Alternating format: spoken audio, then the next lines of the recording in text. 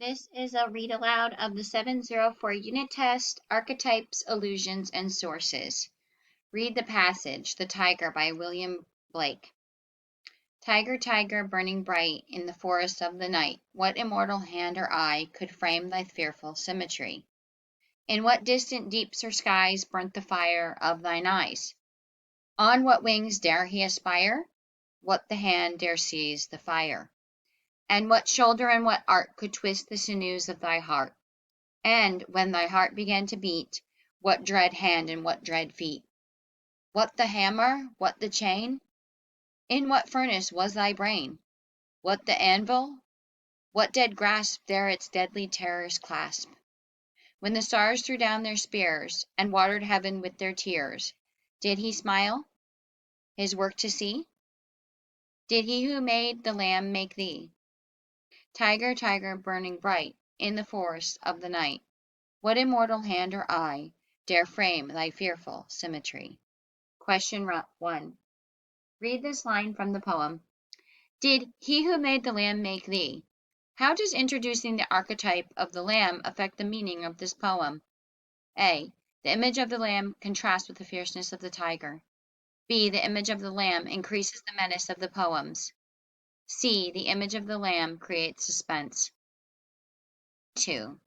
The archetypal image of fire is used frequently in this poem. This archetype represents the danger that uncontrollable power can lead to. Which statement best explains how this archetype affects meaning in this poem? A. The archetypal image of fire develops the idea that power is both terrifying and enticing. B.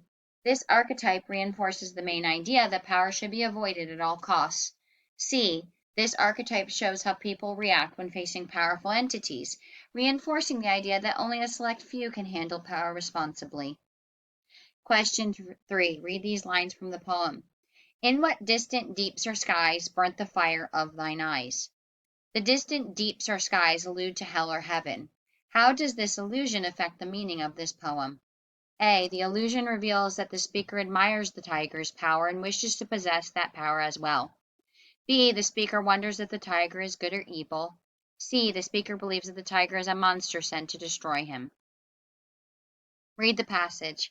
Read the passage from Othello the Moor of Venice, in which Othello's lieutenant Iago declares his hatred for Othello after Iago was overlooked for a promotion.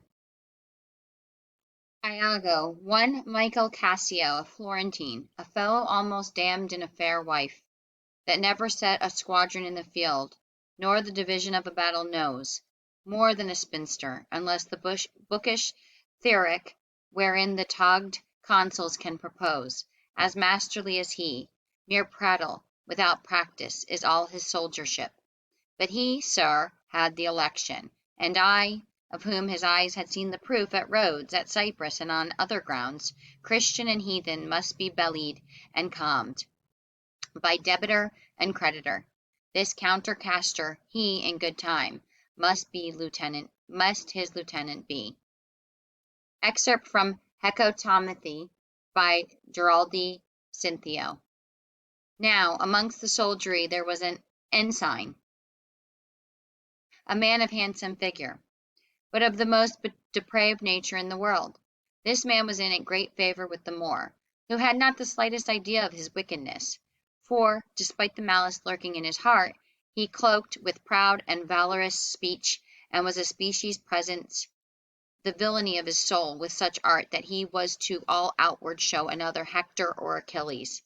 This man had likewise taken with him his wife to Cyprus, a young and fair and virtuous lady, and being of Italian birth, she was much loved by Desdemona, who spent the greater part of every day with her. In the same company there was a certain captain of a troop, to whom the Moor was much affectioned, and Desdemona, for this cause, knowing how much her husband valued him, showed him proofs of the greatest kindness, which was all very grateful to the Moor. Now the wicked ensign, regardless of the faith that he had pledged his wife, no less than of a friendship, fidelity, and obligation which he owed the Moor, fell passionately in love with Desdemona, and bent all his thoughts to achieve his conquest. Yet he dared not to declare his passion openly, fearing that, should the Moor perceive it, he would at once kill him. He therefore sought in various ways, and with secret guile, to betray his passion to the lady, but she, whose every wish was centered in the Moor, had no thought for this ensign more than any other man, and all the means he tried to gain her love had no more effect than if he had not tried them. Question 4. What is one way that Shakespeare uses source material in Othello? A. To establish Iago's jealous nature. B. To explain how Iago became so close to the Moor. C. To describe why Iago loves the Moor's wife. Question 5. Which statement best explains how Shakespeare transformed the source material Hecatomachie by Gerald D. Cinthio? A. Both Iago and Ensign are skilled warriors, but Shakespeare takes more time to explain Iago's power and the role he plays in the Moor's army.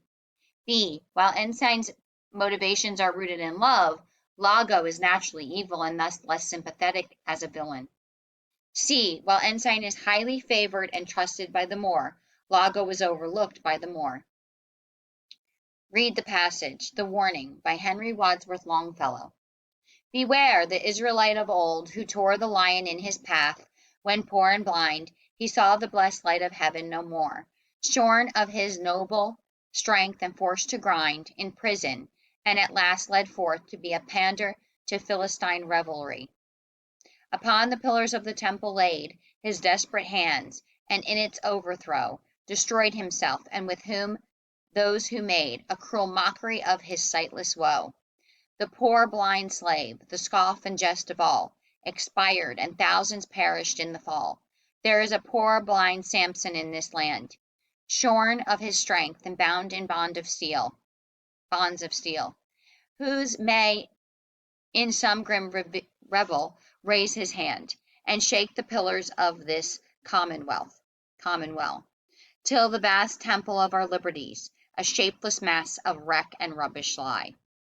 Read the lines from the poem. These lines refer to the biblical story of Samson. When, poor and blind, he saw the blessed light of heaven no more, shorn for his noble strength and forced to grind in prison. Samson is dedicated to God, and God gives him enormous strength. To honor God, Samson's hair is never cut, but evil people trick Samson and cut his hair, and he loses his strength. The evil people make Samson a slave and blind him. To get revenge, Samson asks God for enough strength to destroy the evil people. God gives him strength one last time, and Samson destroys the evil people and dies in the process. Longfellow compares the slaves in America to Samson. How does this allusion in these lines affect the mood of the poem? A. The poem has a hopeful mood because it discusses the blessed light of heaven when God helps Samson.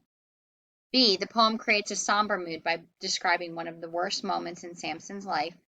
C. The mood is forceful and vigorous, urging the reader to work as Samson does, to do what God wants. Question 7. Refer to explanations in literature for a complete version of the poem. Read these lines from The Human Abstract, in which William Blake describes the tree of mystery. He alludes to the Garden of Eden, and it bears the fruit of deceit, ruddy and sweet to eat. How does the allusion affect the mood of the passage? A. It creates a negative mood, as if Blake is warning the reader of potential dangers ahead. B. It creates an intellectual mood because Blake knows so much about the Bible. C. The mood is sad, as if Blake is regretting the loss of the Garden of Eden. Read the passage. It's an excerpt from Volume 5 of Chronicles of England, Scotland and Ireland by Raphael Holinshed. 1577, Raphael Holinshed's edition of the Chronicles consisted of several volumes that documented British history in great depth and detail. These volumes were a collaborative effort, written and printed by numerous individuals from different backgrounds and different perspectives. Macbeth entering into the castle by the gates, as then set open, found the carcass of MacDowald lying dead there amongst the residue of the slain bodies, which when he beheld, remitting no piece of his cruel nature with that pitiful sight, he caused the head to be cut off, and set upon a pole's end, and so sent as a present to the king, who was then laid at Bertha. The headless trunk he commanded to be hung upon a high pair of gallows. Excerpt from Act 1, Scene 2 in Macbeth by William Shakespeare. Soldier. For brave Macbeth, well, he deserves that name, disdaining fortune, with his brandished steel, which smoked with bloody execution, like valor's minion, carved out his passage till he faced the slave, and never shook hands, nor bade farewell to him, till he unseamed him from the nave to the chaps, and fixed his head upon our battlements. Question 8. In his play Macbeth, William Shakespeare drew source material from Raphael Holinshed Chronicles of British History. Compare the two passages about the slaying of the rebel MacDonald. Which answer best describes how Shakespeare transforms the passage from the Chronicles in his play? A. In the Chronicles, Macbeth is portrayed as a cruel man who cuts off MacDonald's head, but in the play, Shakespeare makes Macbeth kinder by having him bury the man. B. In the Chronicles, Macbeth cuts off the head of the dead MacDonald and hangs it up, but in the play, Shakespeare deletes that part. C. In the Chronicles, Macbeth finds the dead body of MacDonald, but in the play, Shakespeare has Macbeth kill the man himself.